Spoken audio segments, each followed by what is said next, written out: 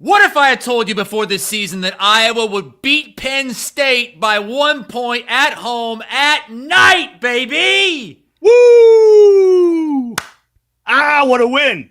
What a win. All those mistakes, AD, all of them. And Kirk Ferentz made the biggest one of all. He owned up to it. I guarantee he apologized to his team at halftime. And what did they do? They came back from down 11 in the second half. What Iowa team does that? We got a quarterback, baby. We have a quarterback. You and I sat there after the Cy-Hawk game, and we said, that's why you pay a guy $2 million, and he wasn't able to live up to it, Chris. That's why you pay a guy $2 million, and Mark Gronowski just won that game for us. Gronowski finishes with 130 rushing yards, 2 touchdowns, the 67-yard touchdown run to set up the Weegan touchdown from 8 yards out, maybe the 2 best back-to-back offensive plays that Iowa has had in, I don't know, more than 5 years, most likely. I don't care that Penn State is 0-4 in the Big Ten, that they fired James Franklin. That team is still extremely talented. They came to play tonight. This is Iowa's biggest win since they beat Penn State at Kinnick 4 years ago. It's just too bad it's not a ranked win because that team is, you're right, capable of being ranked. And that team wanted that game. They were in it in the second half. I thought Iowa was going to be able to take their will at some point. They weren't able to do that until the very end. And again, Mark Gronowski on a bum knee, man, running down the field. And I was saying to myself as he's running down, trying to get that touchdown, like, this is either going to be hilarious because I was going to win or it's going to be awful because I was going to lose. It's hilarious, man. What a win. What a win. Guys, Iowa doesn't win games like this. They don't win games when they make those kind of mistakes against that kind of talented team. But here they are, coming from 11 down in the second half to win and get to 3-1 in the Big Ten with Minnesota coming to town and then Oregon after a bye. It's all set up. Let's line them up. Let's knock them down on Instant Iowa. We know that carrying your groceries out to your car seems a bit old school. That saying hello and asking about your day feels like a thing of the past. Being best at fresh, it's not just a fad. Serving high-quality meat at affordable prices, talk about a throwback. But at Fareway, that's kind of our thing. Because some things never go out of style. Friendly at Fareway, it's more than just a name.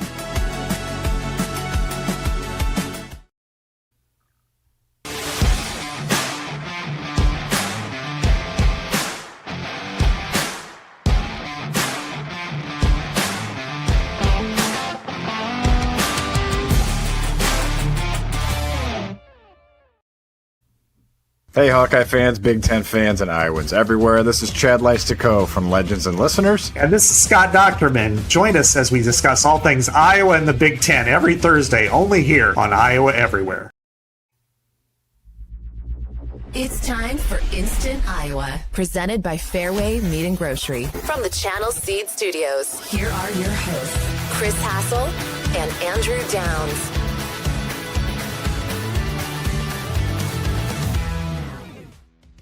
It is Instant Iowa presented by Fareway Meat and Grocery here in the Channel Seed Studios. My dad, for the first time ever, went out and got the skinless brats. I haven't heard back, but he was cooking them pre-game, and it worked. The Hawkeyes win it by 1, 25-24, after trailing this game 21-10. And at that point, as we welcome you in, Chris Hassel with Andrew Downs, at that point, every single Iowa fan is saying, there's no way Iowa's going to be able to come back from double digits down with this offense. And with having lost all of the momentum. I mean, the offense wasn't on the field, and all of a sudden you gave up 14 points. The blocked field goal for a touchdown, and then Penn State comes out and punches you in the face in the third quarter. And I thought the exact same thing, man. If they're going to start running the ball like this, and they had a really good running game in the second half, I was not going to be able to keep up with the score at this point.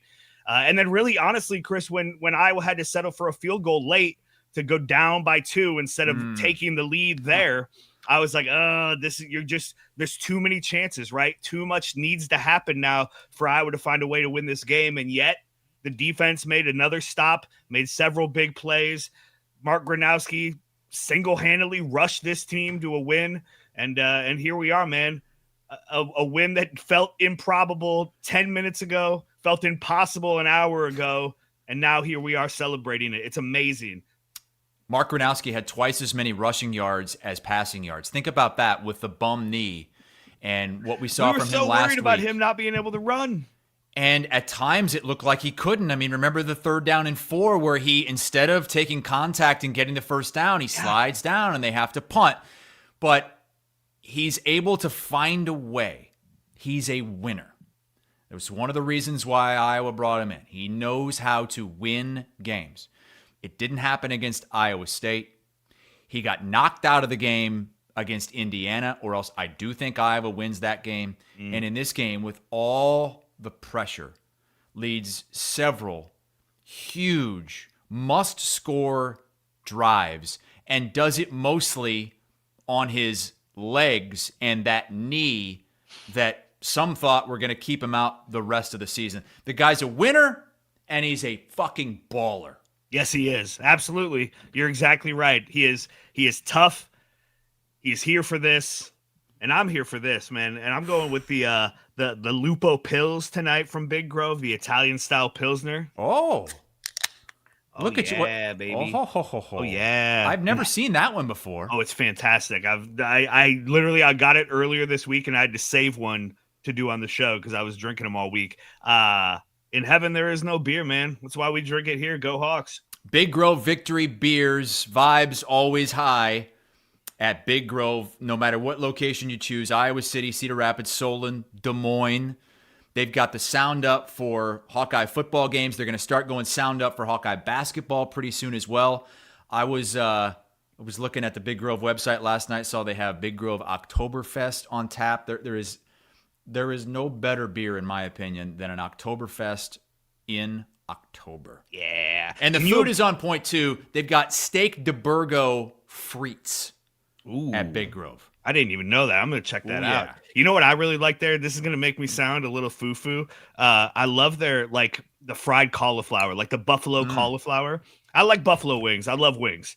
But the buffalo cauliflower at Big Grove is fantastic. And, man, what must Big Grove, all of the Big Groves, been like late in that game? It's so fun to be in a group of Hawkeye fans in a game like that where tensions are high, anxiety is high. I tweeted at one point, do not check my blood pressure right now.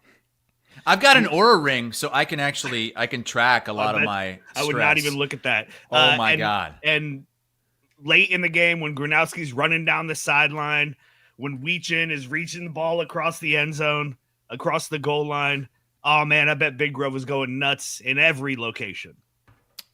I was I had the flag up full staff when Weegan got that call on the very next play after the Gronowski run, where it was like he ran out of steam. He knew on the 30-yard line. He was like a defensive tackle, picking up a fumble or an interception there down the end. Protect the ball. I'm not getting into the end zone. Protect the ball. But yeah, that was hilarious. Hawkeyes win it, and AD, I'm going to set this one up on a tee for you. Okay. To the people that say Penn State sucks. They're winless in the Big Ten. You were favored. You only won by 1. Why are you so giddy? You say what? Hope is still alive for this football team and this season. And it felt like when Penn State went up 21-10 that you weren't just going to lose this game, but that it was time to start basketball season. Right? I mean, it felt like 3 losses in the first 7 games. And everything kind of goes away. And I'm not going to sit here and say I expect this team to beat Oregon or to go beat USC. But it's all out there now. But it still exists, right? It's still there. And we're seeing this team win games that they wouldn't have won in the past. We're seeing a Mark Gronowski lead this team in a way that we haven't seen a quarterback lead this team in a long, long time. And so when you do get into a tough game with a team like Oregon, and hopefully it is close late, and you have another chance like you had against Indiana. Now you've got some confidence. Now you've got some history. You've seen this happen before. That I think these things are huge. Plus, that's a very good Penn State team, and that was a hell of a game by Grunkmeyer. The stats aren't gonna blow you away, He But was that kid much played better than I well. thought he would be. That kid played well. Allen is a hell of a running back. And again, there's a Katron reason. Allen is unbelievable. There's a reason this team was picked by many to win the national championship. And it wasn't James Franklin. It was because of the talent on this team. And that talent was there, and they were plugged in for the whole 60 minutes. You had a clip earlier this week. Are they ready to go to war for 60 minutes?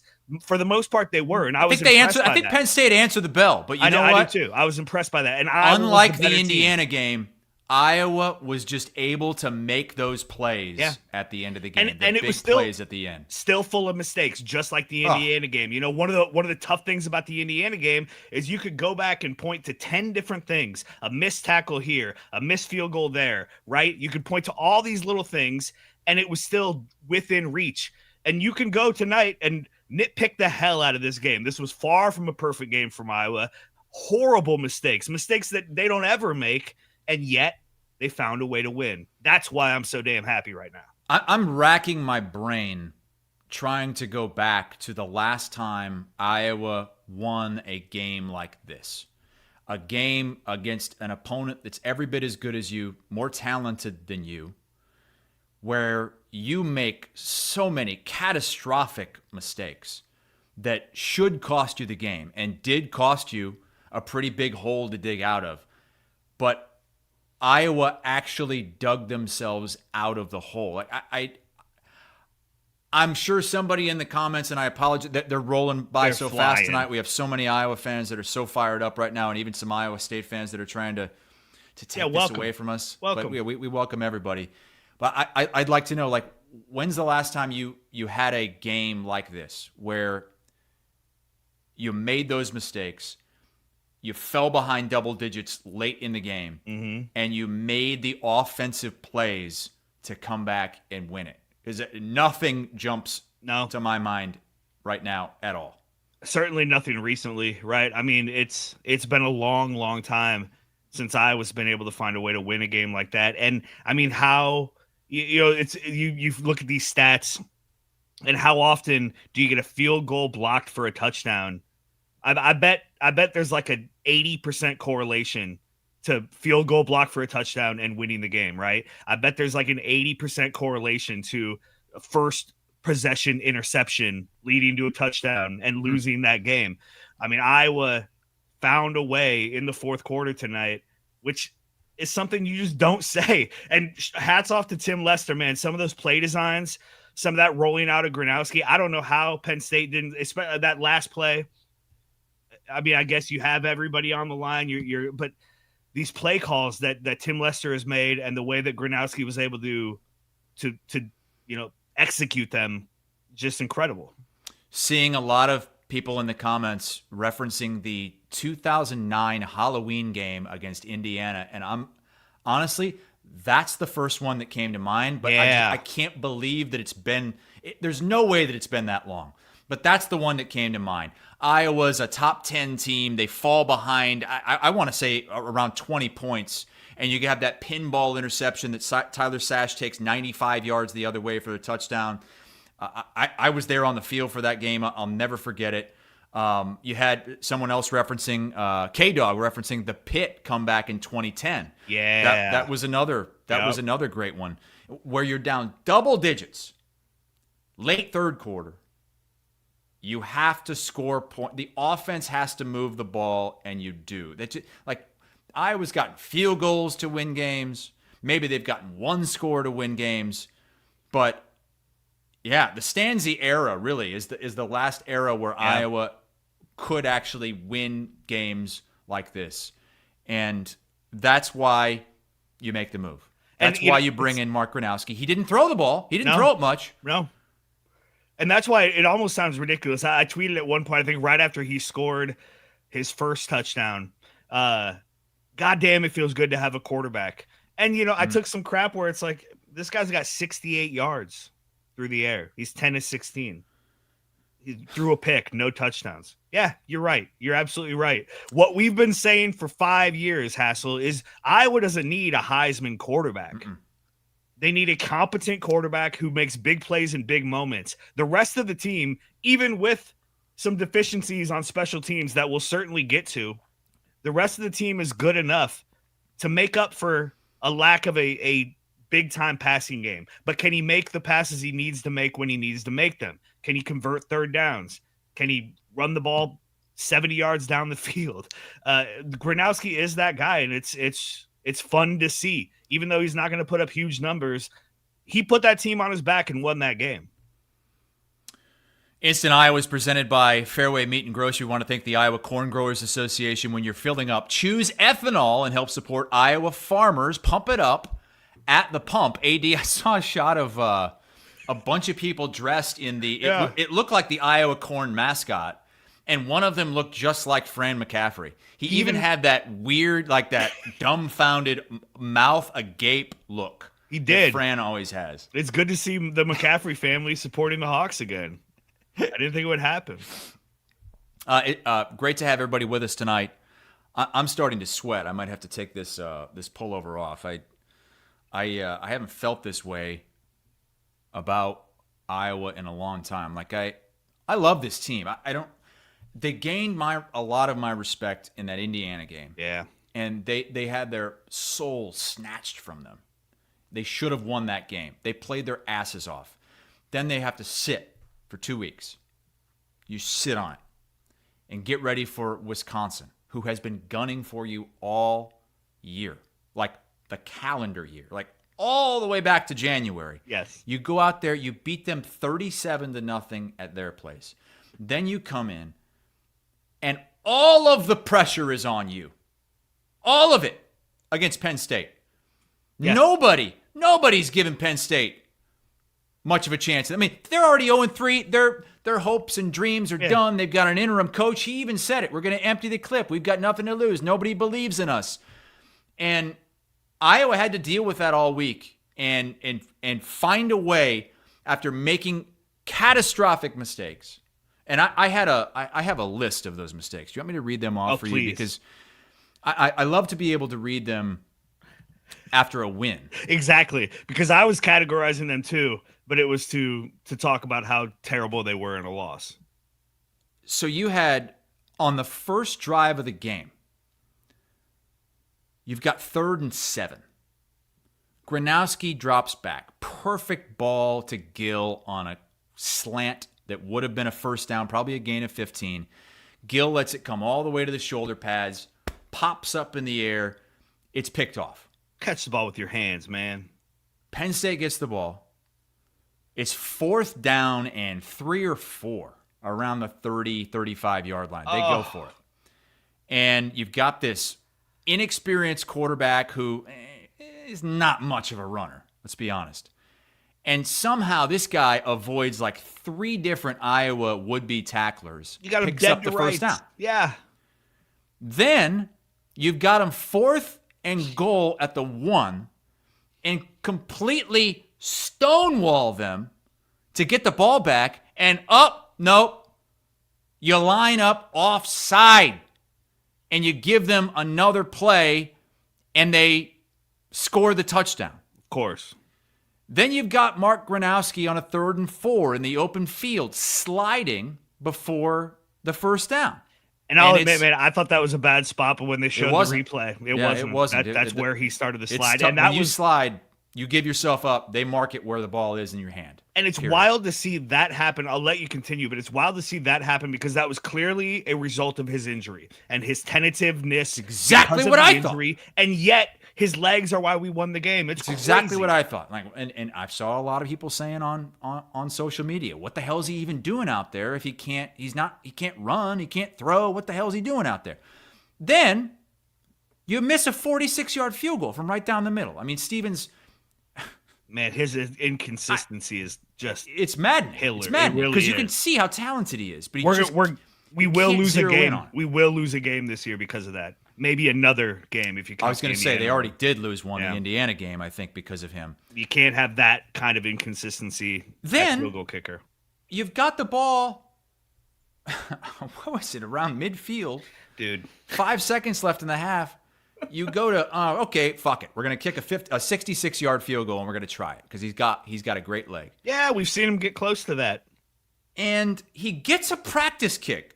That's the thing. Paul Burmeister is like, and that comes up 10 yards short. Yeah. So the first thing I thought, and a good point, Jeremy, that was on third down. Like they could have run another play. They could have run a quick out to get 5-6 more yards. They didn't. They kicked it on third down. So you see that, and so I'm texting the Iowa Everywhere Brain Trust chat.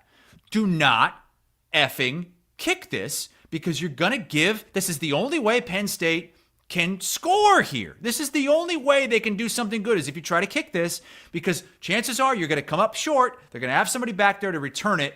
And you see it in the NFL all the time. If they try something like that, if you can't get it there, they'll return it for a touchdown. As Bears fans, we've seen that multiple times. And then, because that came up 10 yards short, he's going to kick it lower. Yep. And the previous PAT was almost blocked right up the middle. And you decide to kick it. It gets blocked. They scoop it up. They score a touchdown. That's one of the worst decisions Kirk Ferentz has ever made, and he knew it. And it's funny because I'll have an all-time bad tweet, and I thought about deleting it, and I was like, no, of course not. I'm not going to delete that. But it was before they even were in the position. It was like when they were still on like the 30. I think it might have been right after that the penalty on Penn State that moved Iowa down the field a little bit, and you started to think, okay, maybe they have a chance here. And I tweeted, because we've seen Drew Stevens drill 55-yarders like they were nothing. I was like, hey, no matter what happens here, just kick it. Just give him a chance. And I was also thinking about the Cyhawk game from 2 years ago, where we're not talking about Mark Gronowski, but Cade McNamara tried to throw that Hail Mary at the end of the game. And it's like, man, you would have been better off trying a 65-yard field goal. So that was my thought. And then I saw the practice kick, right, which Terry Smith was pissed about. I saw the practice kick. It was like, oh, nope, he didn't have that. Nope, you can't try that. And then they fucking try it. What are you doing? Again, one of the worst calls in Kirk Ferentz's tenure at Iowa. I will give him credit. He owned it right away. To start the second half. And then he mentioned it again in the post game. And as you said, he will apologize. He probably already did apologize to his team. He'll say it again in his post game press conference. I mean, and also he will never try a 60+ yard field goal again.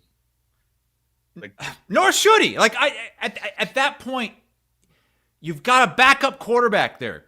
Okay, they're doing nothing on offense. Yeah. The only way they can score is if they block a field goal or if you give them the ball at the 20-yard line. That's it. And in a game where the Kinnick crowd was going to play such an important part, to just completely take them out of that at halftime because the momentum swung so badly, and it felt so much like that Adrian Claiborne, that was a punt, not a field goal. Blocked, scooped up. This is going to be a Hawkeye touchdown, right? And it blocked right to the guy running down the field. There was no chance of stopping him. And that really was like, oh, shit. But continue your list of mistakes. I give credit to Kirk for immediately saying that was a big mistake. Yes. Then in the second half, you had, on that opening drive, you had them 3rd and long, around the 40-yard line or so. And you just get beat on a deep shot, and you've got to commit a pass interference penalty, and that leads to a touchdown. Yeah. And Trigger had a couple of rough plays. He made up for a little bit at the end. But yes. A couple of rough plays. Huge play at the end. Yeah. And then when Penn State fumbled on back-to-back snaps, and Iowa didn't get either one of them. Wampa with the big hit that knocked the ball. That's what you need, right? Like in that moment, it's like, oh, the ball's out. The ball's out. There it is. And you're right, you couldn't get it. And you're thinking, there's no way. But you're able to keep them out of the end zone. They kick a field goal. They're still in great shape. They're up 5. And I can't wait to see the A&F guys break down the Gronowski 60+ yard run inside the 10, because they showed one replay of it, and Robinson was kind of trying to explain a little bit of like what Gronowski saw. Like, he could have handed it off, he kept it, but it wasn't just him keeping it. Like, he had to make a couple incredible moves against those linebackers, and then boom, gone. And that is the play of the year so far for the Iowa Hawkeyes. It is, absolutely. You needed it. And I mean, it was one of those where you get the ball back with under 5 minutes to go, trailing by 5, and you're like, man, can Iowa do this? Iowa doesn't drive down and score touchdowns. This isn't what this team does. This isn't what this program does. And then they do it on like the first goddamn play, and you're like, "Oh shit! Way too much time's left." You're giving Penn, and now you missed the 2-point conversion, which I was surprised they went for 2 as early as they did. After let's get into that. Let's get into that because that was I didn't understand that decision. I was totally fine with it. Okay, because had you gotten the 2 points, then that next field goal would have tied the game instead of make it. Whatever it was a 2-point deficit. It was 21-16. So it would have been 21-17 if you kicked that extra point. But that was but at the same so time, early in the third quarter. It was, but I mean, 5 minutes left in the third quarter. I'm just saying, like, you know me, I second guess everything. I didn't have much of an issue with that. Yeah. And as Corey says, the math says go for 2, but it was early. It was the third quarter. Most of the time, I would say it's an Iowa game. Go for 2 because there's not going to be many points scored. Right. But in the same breath, I will say Iowa never gets a 2-point conversion. No, you really work on their 2-point conversion play calling. Ferentz has never been good at that. That last one they tried was ridiculous. Hawkeye of the Storm tweeted that he was looking at notes.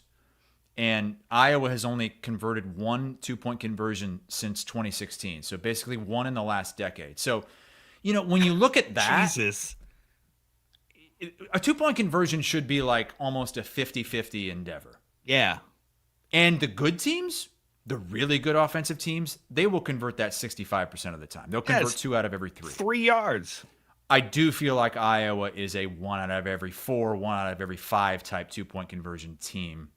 And so you can convince me that it was the wrong move to go for 2 there.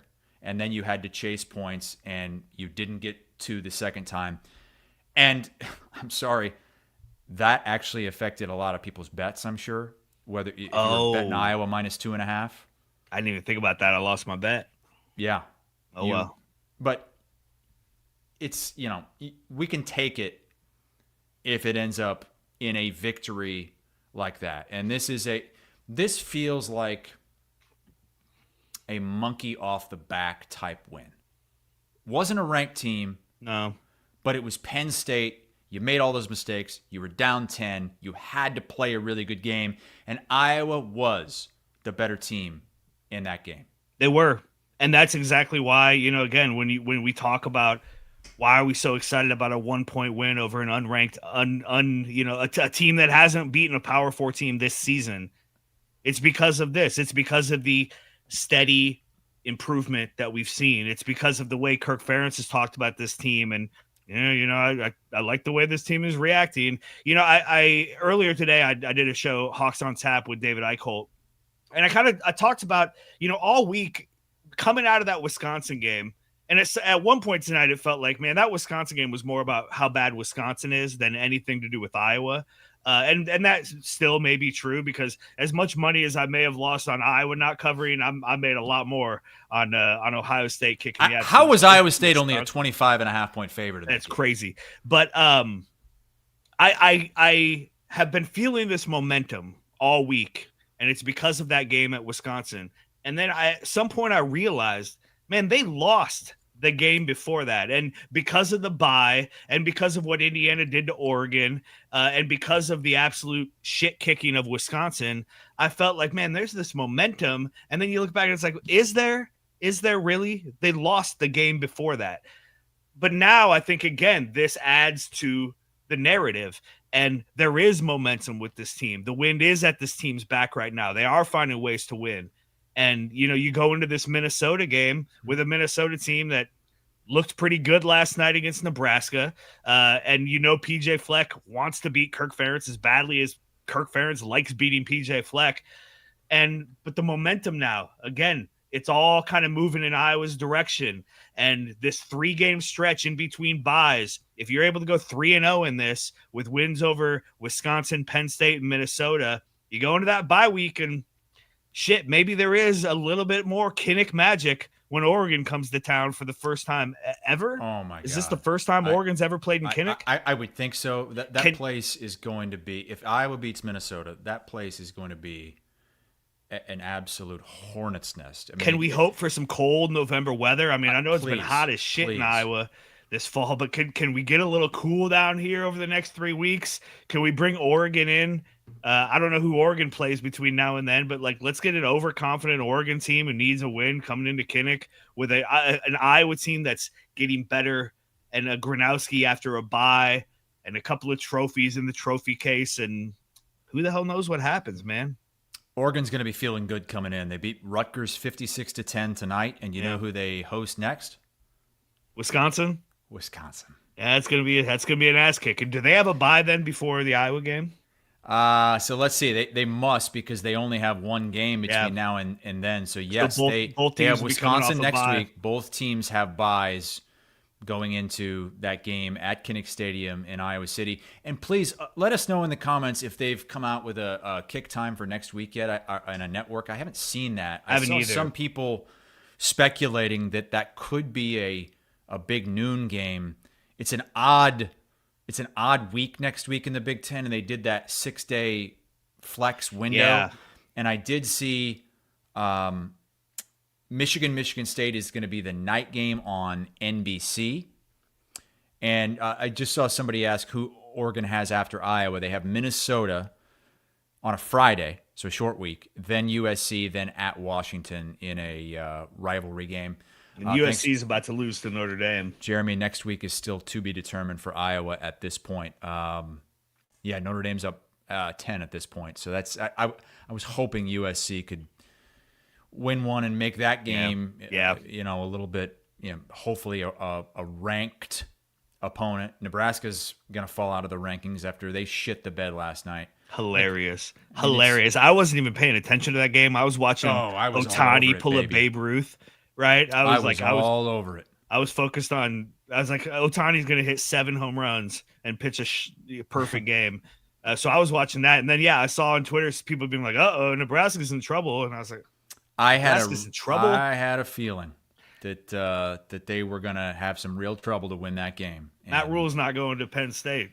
Yeah, I mean, I know he wants the job, but are they going to want him? I don't know. Instant Iowa presented by Fareway Meat and Grocery. The holidays are approaching, a bunch of them. Halloween candy at Fareway. How about Thanksgiving next month? And then, obviously, the month of December and New Year's Day. Make Fareway your place for holiday shopping. And thank you to all of Fareway's support across Iowa everywhere, including the presenting sponsor of Two Guys with Chris and Chris from the very beginning. On Monday morning, you guys will be live. It'll be fun to hear what C-Dubs thinks of this game. I've got some gloating to do because Williams and Van Woke and Bloom were laughing their asses off at what happened at the end of the first half with the blocked kick return for a touchdown. And it's one of the best things that's happened to them in weeks. Oh, yeah, because Iowa State's lost. And now Iowa is in a better position than Iowa State is right now. I mean, I don't think you can argue that. Can you? No, you can't. Because of the conference Iowa plays in. Like, you can't take away the head-to-head. Iowa State won the head-to-head. Absolutely. Great, fine. Yeah. But for a season outlook, Iowa is in a better spot. Iowa has a better team at this point. Iowa has better opportunities moving forward. Yep. And Iowa has a better chance to do something special moving forward. Can you? And Iowa doesn't have to go win their conference in order to make a playoff. No. If Iowa wins out, we're dancing, brother. It's one of the things we talked about a lot in the offseason, right? The pro of the Big 12 is you know exactly what you need to do to get to the playoff. There's one path to it, and you don't have to beat anybody great to get there, right? I mean, you don't have to beat an Ohio State or an Oregon to get there. But it's the only path. There is no other way. For the Big Ten, there are other ways. You can lose a couple of games and find your way in. Mm-hmm. Well, I'm not saying it's going to happen. I'm not there yet. Talk to me after the Oregon game. I just... And that Minnesota game is going to be still there. It's still there.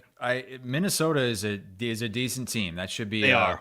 That should be a tough, I need to hard-nosed really game next kind week. of deep dive them this week because I haven't paid a lot of attention. I paid a little attention, not a lot, and I've kind of had that in the back of my head as that's in the W column for sure. Yeah, no, I still think Iowa will be able to beat Minnesota. They should, but Minnesota's a decent little program. And program. Dan, it is in Iowa City. This is a 3-game homestand over the course of 4 weeks. You had tonight at Kinnick beating Penn State. Then you've got Minnesota coming in for the Pig. Then it's a bye, and then Oregon comes in. Minnesota, they'll roll their little boat down here, and we'll see what they can do. Row the little boat down the Mississippi, cut up the Cedar River or the Iowa River, and come on down. Let's see what they can do. It is time, AD, for our Wyckoff Heating and Cooling Peace of Mind Player of the Game.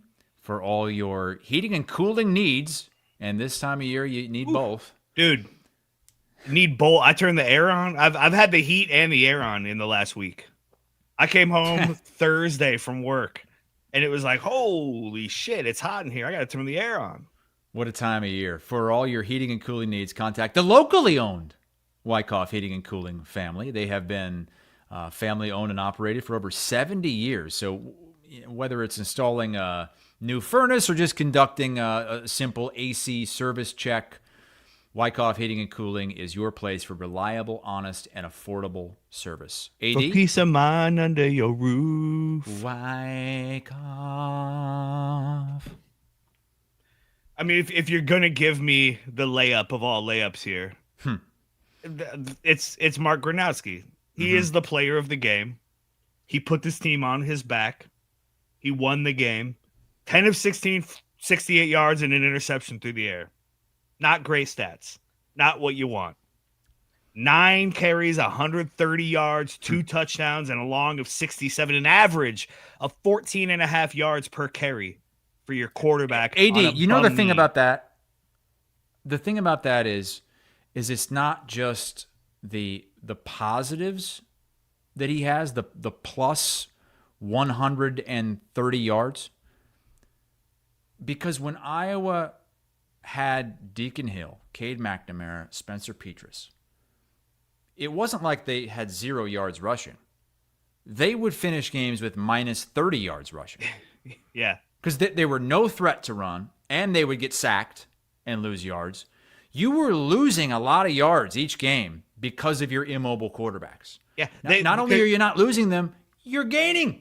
Yeah, because not only could they not scramble and then get the 5 yards for a first down, they couldn't scramble to get back to the line of scrimmage. They couldn't avoid pressure. Petras would just crumble. He'd just stand there and get smoked. Crumble. So I mean that Gronowski's the player of the game. Yep, but who do you want to also shout out? I think I've got a good one. All right. Xavier Wampa. Yep. I think he's starting to become the guy that we thought he would be when he committed to Iowa as one of the top recruits in the country, a 5-star player. 10 tackles, 7 solo, an interception, a forced fumble. He was all over the place. He was making big hits, huge, big plays in big moments.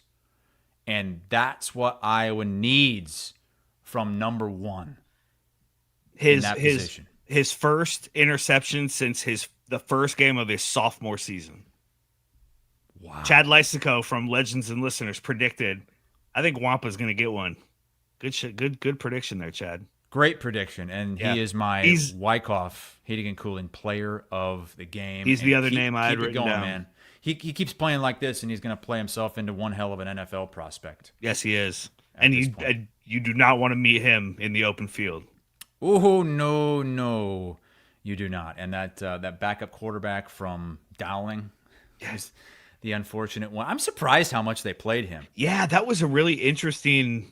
Chad Lysico again he put out on his text group today that the offensive coordinator is going to get a little gimmicky here. There's talk that he's been a little held back by James Franklin, and he's got some gadget plays up his sleeve. And now that Franklin's gone, and they kind of letting everything go, expect to see some kind of crazy things. Iowa doesn't usually get beat on gadget plays, but he clearly had this in and out quarterback thing, this wildcat thing kind of going, because I don't think the down guy ever threw the ball, right? I don't think so. I think he was brought in every Smolik? time to either run it himself or hand it off. Yeah, he didn't have a pass attempt. So every time he came in, they ran the ball, but clearly they had this 2 quarterback system that they wanted to try out. And they also said that on defense, they bring in Knowles from Ohio State, thinking he's going to be a difference maker on defense, but Penn State's defense is built more on speed compared to what he had at Ohio State, which was more a powerful, I guess, defense, a very strong defense, a bigger defense. And these guys just weren't able to do what they're supposed to do best, fly around and do all that shit. And this week, apparently, they're like, yeah, well, you know what? Now that Franklin's gone, let's change things a little bit. Let's simplify it, because they said that it was also a little bit too complicated, like a Brian Ferentz offensive playbook somehow. And I do believe that Penn State was a better team tonight than they had been since the Oregon game. Yeah, that Penn Penn they were State way team better beats- than they at UCLA or Yeah. or against Northwestern. That Penn State team wins both those games. James Franklin is still the coach, and they're No a doubt. top 15 team when Iowa beats them tonight, because Iowa was the better team tonight. And we were right to be more worried after Franklin was fired, because I those agree. kinds of things happen. You know, the other thing that I was worried about that didn't end up materializing, Devontae Ross. He had 2 catches Yes. for 15 yards.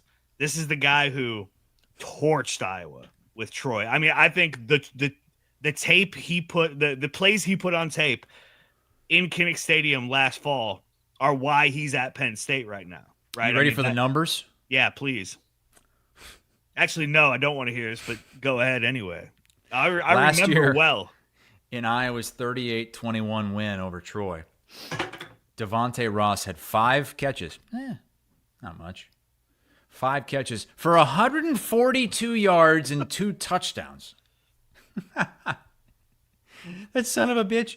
And he caught a 63-yarder in the second quarter. And then right before halftime, he had a 77-yard punt return. Yep. And then in the third quarter, had a 62-yard reception for a touchdown. And Ferentz said this week when he was asked about it, he's like, I don't know if I've ever seen a guy do that and us not lay a hand on him. It's like he didn't just make these plays. He was untouched on these plays. For Troy. On Troy. Yeah. And remember, that was one of those first signs last season where it was like, ooh, this secondary isn't what we've gotten used to. Oh, AD cracking open the Easy Now we're Eddie going back with the Easy Eddie now. from Big Grove. Hey, Victory Beers, baby. It's not Victory It's Beer. not Victory Beer. It's Victory not Beers. Victory Beer. AD, we've got to flush something from Ackerman Plumbing. Ackerman Plumbing preventing. That's the key here. Preventing plumbing issues before there's even a problem. And I have a buddy who's an Iowa State fan, goes by the name Coop, who had major plumbing issues this weekend. His weekend has been ruined. That's tough. But he lives in Des Moines. Had he only lived in the Iowa City area, Ackerman Plumbing could help that son of a bitch out. Ackerman Plumbing. It's Ackerman Preventative Plumbing. Are you down with APP? Oh, absolutely. You know me. Ackerman Preventative Plumbing? I fucked that up, by the way. You laid that out for me, and yeah, you know down with me was the APP? right answer. Yeah, you know me. Ackerman-plumbing.com is the website. Ackerman-plumbing.com if you're over there in the greater Iowa City, Johnson County area, and if you need anything plumbing-wise or just want to get something checked out, check out Ackerman Plumbing. And hey, Dan Ackerman in the chat right now on Facebook. Hey. Dan says, shout out to my cuz, Ackerman Plumbing. Corey is the man. Corey is the man. Hell yeah. There we go. It's great to have an Iowa City-based sponsor on the show. I got a question for you, AD. I'm here for you. You were at the Coralville Buffalo Wild Wings. Yeah, several hours ago. What the hell do they have a Fred Hoiberg framed thing up on the wall for in Coralville? It's funny because everything else, the whole place is Hawkeye. And you can tell they have this little section of like other teams, right? Like Okay. this little set, and that's exactly where they place me because, where we are in the bar and we have our big Bud Light football toss game that we set up and everything. So like the only place they could put me, that's why I was trying to like cover it up. I was like Sitting up straight. Yeah, right, exactly. Because it's all Hawks everywhere in there. I was like, what? I thought he was in the Iowa City area today in Coralville. Because Coralville is Iowa City. I mean, that is... Absolutely. In some ways, it's more Iowa City than Iowa City is. There's probably more Hawkeye fans in Coralville than Iowa City because Iowa City has a lot of Chicagoans living in it. Yes, it does. But what are you flushing? I'm gonna take a... I shouldn't do this. It's not right of me. Nick says, can we flush the Peacock coverage? Ooh. I feel like I need to take that. Yeah. And I shouldn't do it. I'm an industry guy. Yeah. You got to call it like it is, though. For the most part, Peacock covering games is fantastic. Like the picture is crisp. They have great pregame coverage. I think we've gotten so used to ESPN Plus that like we think streaming only games are going to be lower quality broadcast. And you're right. Peacock has been, for the most part, fantastic. And, I think that what they had laid out for this game was great. Like they're able to come in and give you the experience of, you're not going to get that anywhere else. The experience of Iowa coming out for the Swarm. Yes. You get to sit through the entire Back in Black, and then Iowa coming out on the field. But at the same time, they had no things audio. like I saw people worried because there was a lightning delay in one of the other games, and it was like, ooh, is this gonna push back or Doesn't change? matter on Peacock. No, it doesn't matter. They can put as many games as they want on. But right, there are all these positives about it. It wasn't great. There were quite a few plays that you needed to see a replay on that you didn't get, and I had to, you had to back it up. Here's the problem when you're watching it on Peacock as opposed to if I'm just watching my regular stuff on YouTube TV. On Peacock, it's such a chore to back things up or skip around. Mm-hmm. You can't do anything during a commercial break. You can't flip over to other games. There was another game that was going on that I was like, ooh, I'd love to see what's happening. Oh, it was the Arizona State Texas Tech game late in that game, and I was like, ooh, I want to see apps. Exactly, because by the time you leave the app and come back, you're going to miss several plays. I think it's a very good production. For the most part, this was a step below what they did in the Indiana game. It is. Like Burmeister was the play-by-play guy for both, but like you went from Phil Simms to somebody not nearly as experienced, and I think clearly whoever was working in the truck, it was a step down. Yeah, and it was disappointing for a game of this magnitude for Hawkeye fans. Yes, for us. Yes. Yeah, I get it's not Notre Dame USC, but and Grunkmeyer Gronowski, that's a tough thing, but you can't make those mistakes at this level. I think that's a good flush. I think flush that's it. fair. I think that's fair. I'm flushing that because I know that they're better than that, and I know that they do a really good job. And I think the next time they have an Iowa game, it's going to be better.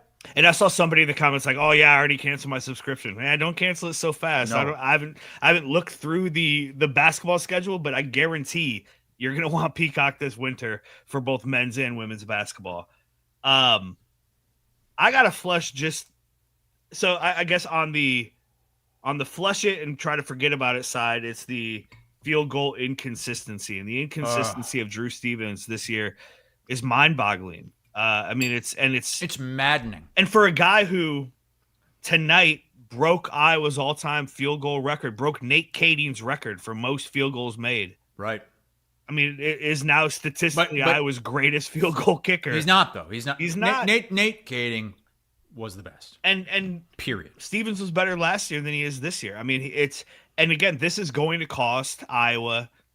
You can argue it cost them the Indiana game, and it's going to cost them more games. The way this team plays, the close games it's hopefully going to be in, you need a consistent field goal kicker, and they don't have that right now. They don't have a consistent unit. I'm not going to put it all on Stevens. It's that unit. There's an issue. Mm-hmm. And I guess in the preventative part, it's, well, at least you're never going to see a 60-plus yard field goal attempt unless it's absolutely necessary, right? Unless it's you're down by 2 and there's 3 seconds left. I do worry, that's where AD. the ball is. They're gonna be sitting there with a 55-yard attempt, and Ferentz is gonna have these flashbacks of the block. Especially because early in late in the second quarter, earlier in the game, Iowa opts to punt instead of going for it on 4th and 1. That was round midfield.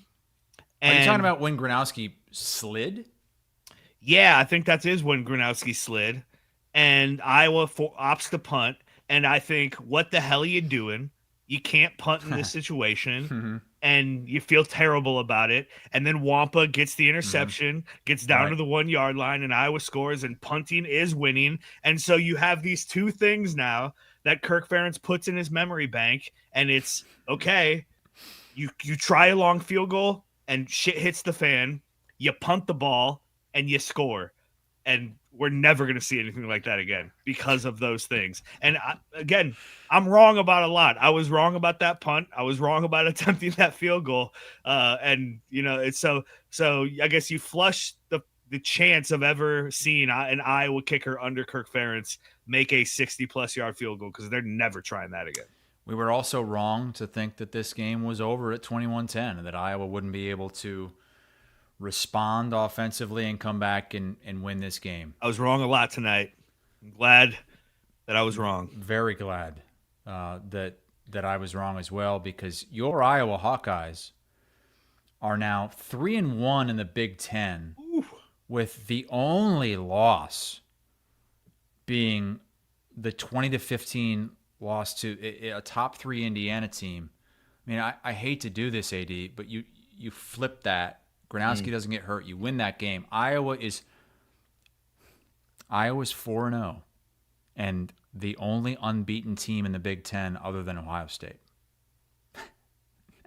That loss is going to continue to feel worse. That's how close they are. It's razor-thin margins, man. And at some point in the next day and a half, I'm going to go and find a Penn State post-game podcast.